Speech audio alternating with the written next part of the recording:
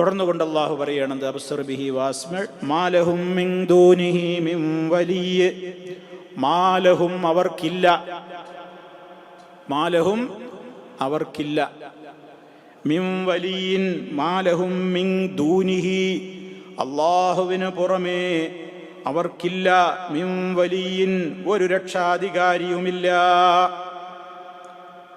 ആകാശഭൂമികളിലുള്ള മുഴുവൻ ആളുകളുടെയും രക്ഷാധികാരി ആരാണ്? അല്ലാഹുവാണ്. ഇത് അൽ കഹ്ഫിലുള്ള മോമിനീങ്ങളെ കുറിച്ച് മാത്രമല്ല, മോമിനീങ്ങൾക്ക് അല്ലാഹു അല്ലാതെ ഒരു രക്ഷാധികാരിയില്ല എന്ന് തഫ്സീർ പറഞ്ഞ പണ്ഡിതന്മാരുണ്ട്. ധാരാളം പണ്ഡിതന്മാർ പറഞ്ഞത് എന്താണ്? അത് അവർക്ക് മാത്രം ബാധകല്ല, ആകാശഭൂമികളിലുള്ള എല്ലാവർക്കും രക്ഷിതാവായിട്ട് ആരെന്നെ ഉള്ളൂ? അല്ലാഹു തന്നെയുള്ളൂ. അതിലെല്ലാവരും പെട്ടു. അല്ലാഹുവാണ് മോമിനീങ്ങളുടെയും വലിയാണ്, കാഫിറുകളുടെയും വലിയാണ്. ഏതർത്ഥത്തിൽ നമ്മൾ വേർതിരിച്ച് മനസ്സിലാക്കണം എന്നേ ഉള്ളൂ. വിലായത്ത് എന്ന് പറയുന്നത് വിലായത്തുൻ ആമ്മയുണ്ട്, പൊതുവായ നിലക്കുള്ള സംരക്ഷണം. അത് ആകാശഭൂമികളിലുള്ള കാഫിറിൻ്റെ എല്ലാവരെയും അല്ലാഹു തന്നെയാണ് ആ സംരക്ഷണം. എല്ലാവർക്കും കാഫിറിനെ നിഷേധികളായ ആളുകൾക്കും ഇവിടെ വെള്ളം കൊടുക്കുന്നതും അന്നം കൊടുക്കുന്നതും എല്ലാം നൽകുന്നതും ഒക്കെ ആരെന്നെയാണ്? അല്ലാഹു തന്നെയാണ്. ആ അർത്ഥത്തിൽ അല്ലാഹു എല്ലാവരുടെയും വലിയാണ്. അല്ലാഹുവിനെ കൂടാതെ ഒരാൾക്കും ഒരു വലിയും ഇല്ല. അതേ അവസരത്തിൽ അല്ലാഹു ഖുർആനിൽ പറയുന്നു എന്ത്? അല്ലാഹു വലിയുല്ലദീന ആമനു യുഖ്രിജുഹും മിനൽ ളുലുമാതി ഇലന്നൂർ വല്ലദീന കഫറു ഔലിയാഉഹുമുത് ത്വാഗൂത്ത് യുഖ്രിജൂനഹും മിനന്നൂരി ഇലൽ ളുലുമാത്. അവിടെ വേറെയാണ്. അത് വിലായത്തുൻ ഖാസ എന്നതിന് പറയാം. വിലായത്തുൻ ഖാസ. ഖാസായ നിലക്ക് അല്ലാഹു വിശ്വാസികളുടെ മാത്രം വലിയാണ്. അതെന്താ? അതെങ്ങനെയാ? ളുലുമാത്തുകളിൽ നിന്ന്, ഇരുട്ടുകളിൽ നിന്ന് പ്രകാശത്തിലേക്ക് കൊണ്ടുവരുന്ന ആ ഒരു പ്രൊട്ടക്ഷനും കാവലും ആ ഒരു സ്നേഹവും ഒക്കെ അത് മുഅ്മിനീങ്ങളോടാണ് ഉണ്ടാവുക. ആ നിലക്ക് മുഅ്മിനീങ്ങളുടെ വലിയാണവൻ. ആ നിലക്കാണ് വിശ്വാസികളെ കുറിച്ചും അല്ലാഹു പരസ്പരം പരിചയപ്പെടുത്തിയപ്പോൾ പറഞ്ഞത് വൽ മുഅ്മിനൂന വൽ മുഅ്മിനാതു ബഅ്ദുഹും ഔലിയാഉ ബഅ്ദ്. വിശ്വാസികളായ സ്ത്രീ പുരുഷന്മാരൊക്കെ പരസ്പരം അവർ വലിയകളാണ്. ആ സ്നേഹവും അടുപ്പവും ബന്ധവും ഒക്കെ കാത്തു സൂക്ഷിക്കേണ്ടതുണ്ട്. ആ ബഹുമാനവും ആ ആദരവും ഒക്കെ അവർ നിലനിർത്തേണ്ടതുണ്ട്. അപ്പോൾ ഏതർത്ഥത്തിൽ, രണ്ടും രണ്ടർത്ഥത്തിൽ നമ്മൾ മനസ്സിലാക്കണം എന്നേ ഉള്ളൂ. കാഫിറുകളായ ആളുകൾക്കും അല്ലാഹു തന്നെയാണ് പ്രൊട്ടക്ഷൻ നൽകുന്നത്. റബ്ബിന്റെ കാവലില്ലാതെ അവർക്കും ജീവിക്കാൻ പറ്റൂല. എല്ലാവരും അങ്ങനെ തന്നെയാണ്. എന്നാൽ മുഅ്മിനീങ്ങളോട് റബ്ബിന്റെ വിലായത്ത്, അടുപ്പം കുറച്ച് സ്പെഷ്യലാണ്. ഏതുപോലെ നമ്മൾ മുമ്പ് വിശദീകരിച്ചിട്ടുണ്ട്, നിങ്ങൾക്ക് ഓർമ്മയുണ്ടോ എന്ന് എനിക്ക് അറിഞ്ഞൂടാ. അല്ലാഹു സുബ്ഹാനഹു വ തആല മുത്തഖീങ്ങളോടൊപ്പമാണ്. ഇന്നല്ലാഹ മഅല്ലദീന തഖൗ വല്ലദീന ഹും മുഹ്സിനൂൻ. അല്ലാഹു മുത്തഖീങ്ങളുടെ കൂടെയാണ്. അതേ അവസരം തന്നെ ഖുർആൻ പറയുന്നുണ്ട് എന്ത്? വഹുവ മഅക്കും ഐനമാ കുന്തും. നിങ്ങൾ എവിടെയാണെങ്കിലും അവൻ നിങ്ങളുടെ കൂടെ ഉണ്ട്. അപ്പം എല്ലാവരുടെ കൂടെ അല്ലല്ലേ? പിന്നെന്താ മുഅ്മിനീങ്ങളുടെ കൂടെ, മുത്തഖീങ്ങളുടെ കൂടെയാണെന്ന് പറഞ്ഞത്? ആദ്യത്തത് പൊതുവായ നിലക്ക് എല്ലാവരെയും അല്ലാഹു കാണുകയും കേൾക്കുകയും ചെയ്യുന്നുണ്ട്. മറ്റേത് മുത്തഖീങ്ങളുടെ കൂടെയാണ് അല്ലാഹു എന്ന് പറയുമ്പോൾ ഉദ്ദേശം എന്താണ്?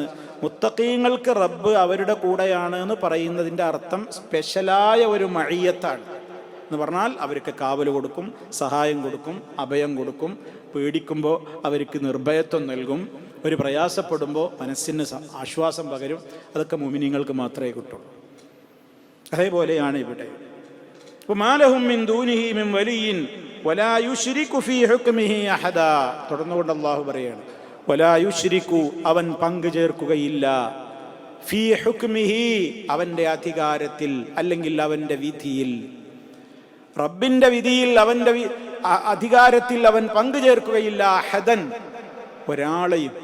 അല്ലാഹു ഒരാളെയും അവൻ്റെ വിധിയിൽ പങ്കു ചേർക്കുകയില്ല, അവൻ്റെ അധികാരത്തിൽ പങ്കു ചേർക്കുകയില്ല. സൃഷ്ടിപ്പ് എന്ന് പറയുന്ന കാര്യത്തിൽ ഇവിടെ സൃഷ്ടിപ്പ് ഒരാളും നിർവഹിക്കുന്നില്ല.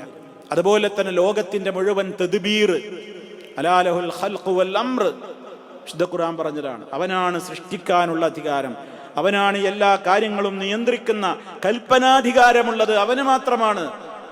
മതപരമായ ഒരു നിയമമുണ്ടാക്കുവാൻ റബ്ബിനല്ലാതെ പറ്റൂല. രാജ്യത്തിന്റെ പുരോഗതിക്കാവശ്യമായ നിയമങ്ങളൊക്കെ ഓരോ രാജ്യക്കാർക്കും ഉണ്ടാക്കാം. അപ്പോൾ നമ്മൾ കാർ എങ്ങനെ ഓടിക്കണം, സിഗ്നൽ കാണുമ്പോൾ നിർത്തണം, എവിടെ എങ്ങോട്ട് കയറണം, അതൊക്കെ ട്രാഫിക് നിയമങ്ങളൊക്കെ ഇപ്പോൾ ഖുർആനിലും ഹദീസിലുള്ളതല്ല. ഖുർആനിൻ്റെയും ഹദീസിൻ്റെയും നിയമങ്ങൾക്ക് വിരുദ്ധമാകാത്ത നിലക്ക് രാജ്യത്തിൻ്റെ നിയമങ്ങൾ ഓരോ ഭരണാധികാരികൾക്കും ഉണ്ടാക്കാൻ പറ്റും. അതേ അവസരത്തിൽ നിസ്കാരം ഈ രാജ്യത്ത് ഇങ്ങനെ പറ്റുള്ളൂ, അതുകൊണ്ട് ളുഹർ 3 റക്അത്തായിരിക്കും, സുബഹി 2 5 ആയിരിക്കും എന്നൊരാൾക്ക് പറയാൻ പറ്റില്ല.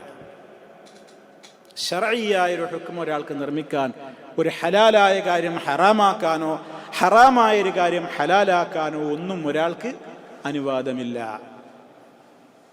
അംഗീകരിക്കാനും അത് പാടില്ലാത്തതാണ്. റബ്ബിന്റെ ഹുക്കുമിൽ അവൻ ഒരാളെയും എന്ത് ചെയ്യൂല, പങ്കു ചേർക്കൂല. അവന്റെ വിധി എന്നെന്നും മാറ്റമില്ലാത്ത വിധിയാണ്. എത്ര കാലം പുരോഗമിച്ചാലും ആ വിധിയെ നമ്മൾ എപ്പോഴും അംഗീകരിച്ചു കൊടുക്കണം. റബ്ബിൻ്റെ ഏതെങ്കിലും ഒരു വിധിയിൽ എനിക്ക് തൃപ്തിയില്ല എന്ന് ഞാൻ പറഞ്ഞാൽ ഞാൻ മതത്തിൽ നിന്ന് പുറത്തു പോകും. മനസ്സിലാകാൻ വേണ്ടി ഒരു ഉദാഹരണം ഞാൻ പറയാം. ഒരാൾ പറയാണ് ഇസ്ലാമിൻ്റെ നിയമം അള്ളാഹിൻ്റെ തീരുമാനം കാര്യങ്ങളൊക്കെ എല്ലാ കാലത്തേക്കൊക്കെ ഫിറ്റാണ്, പക്ഷെ ആ പെൺകുട്ടികൾക്കും ആൺകുട്ടികൾക്കും സ്വത്തോ ഓഹരി വെക്കുമ്പോൾ ആ രണ്ടായി കാണുന്നു, അതിനോട് എനിക്ക് പേഴ്സണലി എനിക്ക് യോജിപ്പില്ല എന്നൊരാൾ പറഞ്ഞാലോ ഇസ്ലാം എന്ന് പുറത്ത് കാണുമോ? എന്താ പറഞ്ഞിട്ടുള്ളൂ? എല്ലാം എനിക്കിഷ്ടമാണ്. ഇസ്ലാം എന്ന് പറഞ്ഞാൽ എല്ലാ നിലക്കും സാർവകാലികമാണ്, എല്ലാ കാലത്തേക്കും ഫിറ്റാണ്, ഒക്കെ ശരിയാണ്. പക്ഷെ ആണിനും പെണ്ണിനും ഉണ്ടല്ലോ വേറെ വേറെ സ്വത്ത് കൊടുക്കണം, അതിനോട് എനിക്ക് യോജിപ്പില്ല എന്നൊരാൾ പറഞ്ഞാൽ അപകടകരമായ വാക്കാണത്. ആരാപ്പം അങ്ങനെയൊക്കെ പറയാന്ന് ചിലപ്പോൾ നമ്മൾ ചിന്തിക്കുന്നുണ്ടാവും. നമ്മളെ വീട്ടിൽ നിന്നുള്ള കുട്ടികളാണ് പറയണത്, നമ്മുടെ ഓരോരുത്തരുടെയും വീടുകളിൽ ലിബറലിസം കടന്നു കയറാണ്. പാപ്പിയമ്മയൊന്നും അറിയില്ല, മക്കളൊക്കെ ലിബറലിസത്തിന്റെ ആളുകളാണ്. പത്രക്കാർ ഇന്റർവ്യൂ നടത്തിയത് നിങ്ങളെല്ലാവരും കണ്ടില്ലേ? എന്താ നിങ്ങൾക്ക് അഭിപ്രായം? ഏക സിവിൽ കോഡ് കൊണ്ടുവരുന്നതിനെ സംബന്ധിച്ച് യൂണിഫോം സിവിൽ കോഡ് UCC കൊണ്ടുവരാണ്, എന്താ നിങ്ങളെ അഭിപ്രായം? നമ്മളെ തട്ടമിട്ട മുസ്ലിം കുട്ടികൾ പറയണം കുഴപ്പമൊന്നുമില്ല, നല്ല തന്നെ. കാരണം എന്താ വെച്ചാൽ ആണിനും പെണ്ണിനൊക്കെ തുല്യമായിട്ട് സ്വത്തവകാശം കിട്ടുമല്ലോ. ആ കുട്ടി അതേ ചിന്തിക്കുന്നുള്ളൂ. ഇതൊരു ഉദാഹരണം ഞാൻ പറഞ്ഞത് എന്തിനാണെന്നറിയോ? നമ്മളൊക്കെ പഠിക്കണം, നമ്മൾ മനസ്സിലാക്കണം.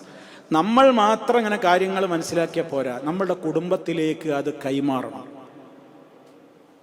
എങ്കിലേ വരും തലമുറ അതിനെക്കുറിച്ച് ബോധവാന്മാരാവുള്ളൂ. അവർ മനസ്സിലാക്കണം എന്താ ശരീഅത്ത്, എന്താണ് ഇസ്ലാമിക ശരീഅത്ത്, എന്താണ് നമ്മുടെ ഇന്ത്യ രാജ്യത്ത് ഏകീകൃത സിവിൽ കോഡ്, ഏക civil code, uniform civil code കൊണ്ടുവന്നാൽ എന്താണ് സംഭവിക്കാൻ പോകുന്നത്. കുട്ടികൾ, ഈ പെൺകുട്ടികൾ ആകെ മനസ്സിലാക്കിയാൽ എന്താണ്, മുതലൊരിയക്കുമ്പോൾ എൻ്റെ കാക്കാക്ക് കിട്ടണമാതിരി എനിക്കും കിട്ടുമല്ലോ എന്നാണ് യൂണിഫോം സിവിൽ കോഡ് വന്നാൽ. മയ്യത്ത് കബറടക്കാൻ പറ്റുമോ? കത്തിക്കണം എന്ന നിയമമാണ് വന്നാൽ എല്ലാവരും കത്തിക്കേണ്ടി വരും. ഒരു ഉദാഹരണം മാത്രം ഞാൻ പറഞ്ഞാണ്. അങ്ങനെ എല്ലാം മാറും. അതേപോലെ തന്നെ വേറൊരാൾ പറയണേ ഇസ്ലാമിൻ്റെ എല്ലാ നിയമവും എനിക്ക് യോജിക്കാൻ പറ്റും, പക്ഷെ ഈ ബഹുഭാര്യത്വമുണ്ടല്ലോ അതിനോട് എനിക്ക് ഇൻഡിവിജ്വലി ഞാൻ എതിരാണ്. പോയി പറയാൻ പാടില്ല, എനിക്കതിനോട് താല്പര്യമില്ല എന്ന് പറയണം. അതുമാതിരി ഇസ്ലാമിൽ തലാഖ് എന്ന് പറയുന്ന ഒരു സംഗതി എന്തിനാ അനുവദിച്ചു കൊടുത്തത്, അതിനോട് എനിക്ക് വിയോജിപ്പില്ല. ഇതൊക്കെ ഞാൻ ഒരു ഉദാഹരണങ്ങൾ പറയാണ്. ഇസ്ലാമിൽ സ്ഥിരപ്പെട്ട ഏതെങ്കിലും ഒരു ഹുക്മ് അത് അള്ളാഹുവാണ് പഠിപ്പിച്ചു തന്നത്. റഹ്മാനായ റബ്ബിന് നമ്മൾ അങ്ങോട്ട് പഠിപ്പിച്ചു കൊടുക്കുക. ഖുൽ അതുഅല്ലിമൂനല്ലാഹ ബിദീനികും, നിങ്ങൾ അള്ളാഹുവിനെ അങ്ങോട്ട് പഠിപ്പിച്ചു കൊടുക്കുകയാണോ? അള്ളാഹ് ഇക്കാലത്തേക്ക് ഫിറ്റ് അല്ല നിന്റെ ഖുർആനിലായത്ത്, ഇക്കാലത്തേക്ക് നിന്റെ ആ നിയമം ഫിറ്റ് അല്ല എന്ന് പറയുന്നതിന് സമാനമാണത്. കാഫിറായി പോകുന്ന കാര്യമാണ്. അം ലഹും ശുറകാ ശറഉ ലഹും മിനദ്ദീനി മാ ലം യഅ്ദൻ ബിഹില്ലാഹ്, അവർക്ക് വല്ല പങ്കാളികളുണ്ടോ അള്ളാഹു അനുവദിച്ചിട്ടില്ലാത്തൊരു നിയമമാക്കാൻ?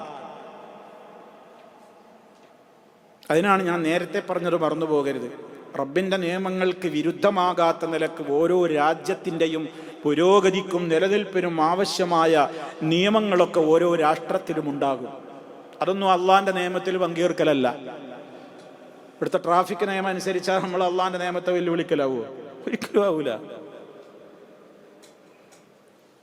അതുകൊണ്ട് റഹ്മാനായ റബ്ബ് അവൻ്റെ ഈ ലോകത്തിൻ്റെ നിയന്ത്രണം, ഇവിടെ പ്രാപഞ്ചികമായിട്ടുള്ള അവൻ്റെ നിയമങ്ങൾ, അതൊക്കെ മാറ്റമില്ലാതെ അങ്ങനെ തുടരും. ഇതേപോലെ റബ്ബ് അവൻ്റെ വിശുദ്ധ ഗ്രന്ഥത്തിലൂടെ പ്രവാചകനിലൂടെ നമുക്ക് പഠിപ്പിച്ചിരുന്ന ഇസ്ലാമിക ശരീഅത്തിന്റെ നിയമങ്ങളുണ്ട്. അതും ഖിയാമത്ത് നാൾ വരെ മാറ്റമില്ലാതെ തുടരണം. ഒരു കാലത്തും അതിന് മാറ്റം വരാൻ പാടില്ല, മാറ്റം വരുത്താനും പാടില്ല. കാരണം അള്ളാഹിൻ്റെ തീരുമാനമാണത്, റബ്ബിൻ്റെ വിധിയാണത്, റബ്ബിൻ്റെ അധികാരമാണത്. വലാ യുശ്രികു ഫീ ഹുക്മിഹി അഹദ. ഒരാളെയും അവൻ്റെ അധികാരത്തിൽ, അവൻ്റെ വിധിയിൽ പങ്കുചേർക്കുകയില്ല. ഇതൊക്കെ നമ്മൾ മനസ്സിലാക്കിയിരിക്കേണ്ട കാര്യങ്ങളാണ്. ഇത്രയും കാര്യങ്ങളാണ് അൽ കഹ്ഫുമായി ബന്ധപ്പെട്ടുകൊണ്ട്, ഗുഹാവാസികളുമായി ബന്ധപ്പെട്ടുകൊണ്ടുള്ള കാര്യങ്ങൾ അല്ലാഹു തആല എടുത്ത് സൂചിപ്പിച്ചത്.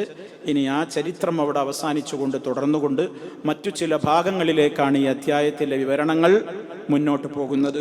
റഹ്മാനായ റബ്ബ് വിശുദ്ധ ഖുർആനിനോട് വളരെ സ്നേഹവും ബഹുമാനവും ആദരവുമൊക്കെ നമ്മുടെ ജീവിതത്തിൽ നിലനിൽക്കുന്ന വിധത്തിൽ അതിനെ സമീപിക്കുന്ന, അത് പാരായണം ചെയ്യുന്ന, അത് പഠിക്കുന്ന, അതിനെക്കുറിച്ച് ചിന്തിക്കുന്ന, അതിലുണ്ടാകുന്ന കാര്യങ്ങൾ, സംശയങ്ങൾ വീണ്ടും വീണ്ടുമൊക്കെ സെർച്ച് ചെയ്ത് കണ്ടുപിടിച്ച് മനസ്സിലാക്കി വിശുദ്ധ ഖുർആൻ നമ്മുടെ മസ്തിഷ്കത്തിൽ ഇങ്ങനെ എപ്പോഴും ചർച്ചയിൽ വന്ന് നിറഞ്ഞു നിൽക്കുന്ന ഒരവസ്ഥ, ചിന്തയിൽ അതിങ്ങനെ നിറഞ്ഞു നിൽക്കുന്ന ഒരവസ്ഥ വലിയൊരു തൗഫീഖാണ് സഹോദരങ്ങളെ. ആ വിധത്തിലായിത്തീരാൻ അള്ളാഹു നമുക്ക് എല്ലാ അർത്ഥത്തിലും തൗഫീഖ് നൽകട്ടെ. ജീവിതത്തിൽ രണ്ട് ലോകത്തും റബ്ബ് നമ്മെ അനുഗ്രഹിക്കട്ടെ.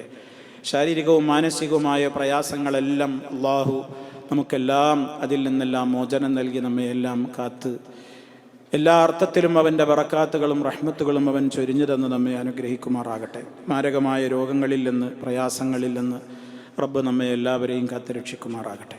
اللهم آت أنفسنا تقواها وزكها أنت خير من زكاها أنت وليها ومولاها. ربنا آتنا في الدنيا حسنة وفي الآخرة حسنة وقنا عذاب النار. اللهم توفنا مسلمين وألحقنا بالصالحين والحمد لله رب العالمين. اللهم صل على محمد وعلى آل محمد. سبحانك اللهم وبحمدك أشهد أن لا إله إلا أنت أستغفرك وأتوب إليك.